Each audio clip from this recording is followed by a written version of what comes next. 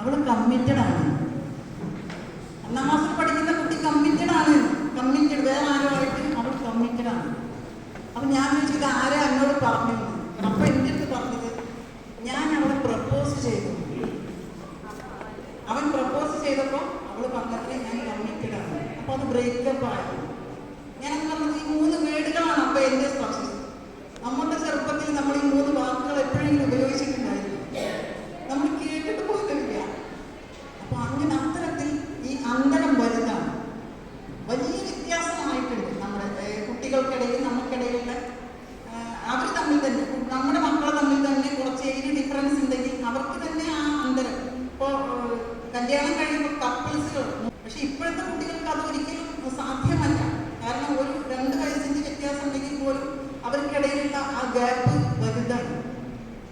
ഇപ്പോഴത്തെ കുട്ടികളെന്ന് പറഞ്ഞാൽ എനിക്ക് അനുഭവമുണ്ട്. എൻ്റെ അടുത്ത് വന്നിട്ടുള്ള ഒരുപാട് പ്രശ്നങ്ങൾ അത് വരും, ഇങ്ങനെ മുഴച്ചു നിൽക്കുന്നുണ്ട്.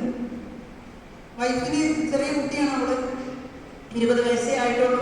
അവൾക്ക് എവിടെ പോയാലും സെൽഫി എടുക്കണം, ഇൻസ്റ്റയിൽ പോസ്റ്റ് ചെയ്യണം, സ്റ്റോറി ഇടണം, സ്റ്റാറ്റസ് ഇടണം, അങ്ങനെ.